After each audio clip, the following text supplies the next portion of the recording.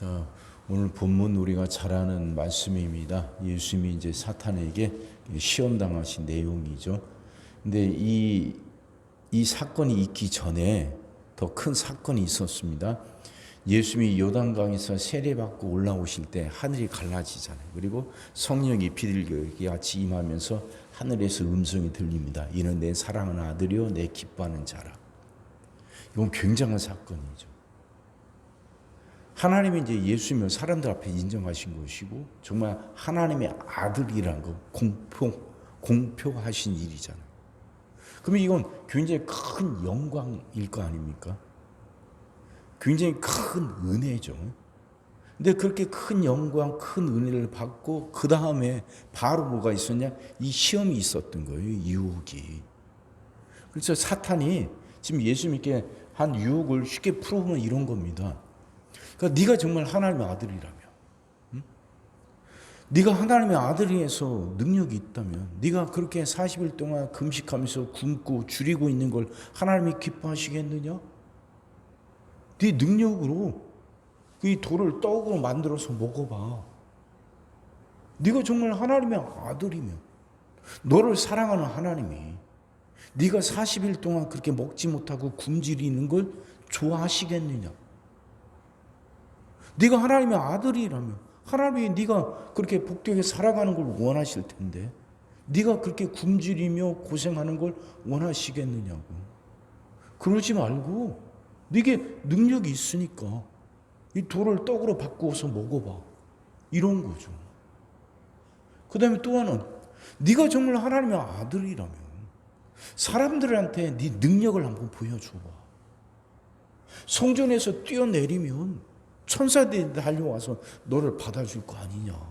얼마나 굉장히 큰 능력이고 네가 가지고 있는 이 능력을 단번에 네가 그렇게만 한다면 단번에 사람들이 다 보고 깜짝 놀라고 너를 높일 거 아니냐. 네가 하나님의 아들이라면. 이제 그리고 나서 이제 세 번째.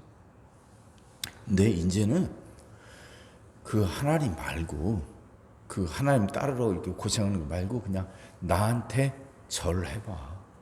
그러면 네가 누려보지도 못했고 상상해보지도 못했던 엄청난 큰 권세 그걸 줄 테니까 하나님은 잊어버려. 나만 따라와. 쉽잖아. 쉬운 길.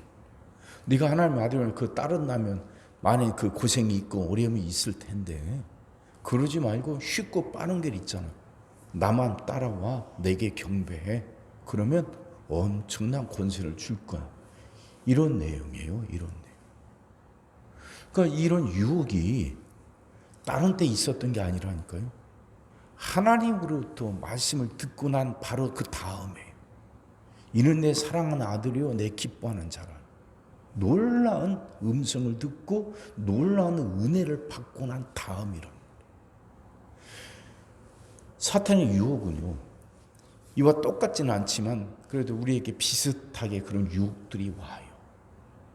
우리도 뭔가를 좀 해냈다 싶을 때, 내가 뭔가를 갖게 되었다 싶을 때, 심지어는 내가 은혜를 받았다고 여겨질 때, 이런 유혹이 우리에게도 비슷하게 찾아와요. 은혜 받았다. 네가 그만큼 갖고 있잖아. 이만큼 했잖아.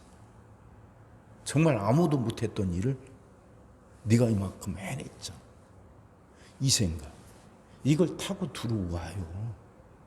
그래서 이제 당연히 대접받으려고 하고 그래서 당연히 이제 높임 받으려고 하고 그러면서 결국은 하나님이 또 자신도 모르게 하나님 또 떠나게 되고 하나님 주신 사명을 잊어버리고 그렇게 사람들로부터 이렇게 사람들이 자신을 이렇게 높이고 하는데 이런데 빠지게 되는 거죠. 그런 유혹들이 우리에게도 오잖아요. 처음에는 시작이 처음부터 그렇게 된 거 아니었어요. 처음 시작은 그래 하나님을 믿고 하나님을 위해서 일한다고 했는데 그것이 자신도 모르는 사이에 이렇게 교묘하게 빠진단 말이에요. 사탄이라는 존재가 그래요. 참 교묘합니다. 처음부터 머리에 뿔 달고 달려오지 않아요. 우리가 뭐 만화 이런 데서 보는 것처럼 머리에 뿔 달고 삼지창 들고 나타나잖아요. 그렇게 누구나 다 저게 사탄이다 하고 이게 유혹이다 하고 알아볼 수 있게 찾아오지 않습니다. 절대 그러지 않아요. 참 교묘해요. 그래서 그냥 우리가 혹하게 할 만큼 정말 이게 정말 주의 깊게 찾아보지 못하면 그렇게 누구나 다 속아 넘어갈 수 있을 만큼 교묘하게 찾아와요. 예수님이 이걸 물리치죠. 근데 물리쳤던 게 다 말씀입니다. 그러니까 4절에도 보면 그 빨간 글씨를 보면 사람이 떡으로만 살 것이 아니요 하나님의 입으로부터 나오는 모든 말씀으로 살 것이니라. 7절에도 또 기록되었으되 주 너희 하나님을 시험하지 말라 하였느니라. 10절에도 사탄아 물러가라 기록되었으되 주 너희 하나님께 경배하고 다만 그를 섬기라 하였느니라. 지금 다 기록되었단 말이지. 이게 다 성경 말씀이죠. 성경 말씀으로 그 유혹을 물리칩니다. 그러니까 우리가 살아가는 데에도 그 유혹들은 언제나 있습니다. 참 교묘해요. 그걸 분간하기가 쉽지가 않습니다. 근데 그것을 분간하고 물리칠 수 있는 길이 바로 말씀이라는 거죠. 예수님 안에는 그 말씀이 녹아 들어가 있었던 거죠. 예수님의 영혼 속에 말씀이 녹아 들어가니까 말씀으로 유혹을 물리치고 승리할 수 있었던 거죠. 그럼 우리도 방법은 다른 거 없어요. 말씀을 우리 안에 쌓고 쌓는 거죠. 말씀을 자꾸 보는 거예요. 보고 또 봐서 말씀이 우리 영혼 안에 이게 쌓여져야 되고 우리 영혼 속에 녹아 들어가야 돼요. 말씀이요. 그렇게 우리 영혼 속에 녹아 들어갈 때 눈이 떠져요. 눈이 떠지니까 진짜와 가짜를 분간할 수 있어요. 겉으로만 그럴듯하게 보이는 곳에 속지 않습니다. 그 뒤에 숨어 있는 것이 보여요. 머리가 좋아서가 아니에요. 세상 공부를 많이 해서가 아니에요. 말씀이에요. 말씀. 말씀이 자꾸 익히고 또 익혀서 정말 우리 영혼 속에 녹아 들어가야 된다니까요. 그렇게 녹아 들어갈 때 생각이 바뀌어요. 생각이 바뀌니까 눈이 떠져서 봐야 할 것을 보게 돼요. 겉으로만 보이는 곳에 속지 않아요. 생각이 바뀌는데. 정말 그 바울이 다메섹에서 눈에서 그 비늘 같은 것들이 떨어지는 경험을 했던 거죠. 말씀을 통해서 또 성령을 통해서 눈이 떠지니까 내가 어떤 상황에 있다 할지라도 정말 뭔가를 손에 쥐게 되고 뭔가 큰 성과를 이루게 되고 사람들이 와 할 만큼 뭔가를 해냈을 때에도 그것들에게 속지 않고 넘어가지 않아요. 마음속에 영혼 속에 말씀이 녹아 들어가서 그것이 계속 살아서 역사하고 있으니까 눈을 뜨고 볼 곳을 볼 줄 알게 되고 그 말씀이 마음을 지켜주거든요. 흔들리지 않도록 세상 것에 넘어가지 않도록 온전히 하나님만 바라볼 수 있도록 그 말씀이 마음을 지켜주거든요. 그게 승리이죠. 사랑하는 성도 여러분, 그럼 우리도 이렇게 살아가겠다 다짐하고 이렇게 살아갈 수 있게 해달라고 기도합시다. 말씀이 정말 우리 영혼 속에 녹아 들어가야 돼요. 그래서 그 말씀이 우리 생각을 바꾸고 그 말씀이 우리 마음을 붙들고 있어야 돼요. 우리 마음이 얼마나 약한지 우리 알잖아요. 스스로 알잖아요. 마음이 하루에 수도 없이 변하잖아요. 시도 때도 없이 변해요. 실컷 이렇게 결정하고 다짐했다가도 어느 순간 언제 그러냐 싶게 그 마음이 변해버리고 그 마음이 흐트러지잖아요. 정말 온 힘을 다해서 마음을 붙들고 세웠는데 한순간에 이게 흩어져 버리고 깨져버린 거 여러분 그 숱하게 경험하지 않습니까? 저도 수도 없이 경험해요. 실컷 결심하고 단단하게 마음 먹었는데 새벽 기도할 때 그렇게 해보자 마음 먹었는데 어느 한순간 또 이게 흩어져 버리고 깨져 버려. 말씀만이 우리 마음을 붙들 수 있어요.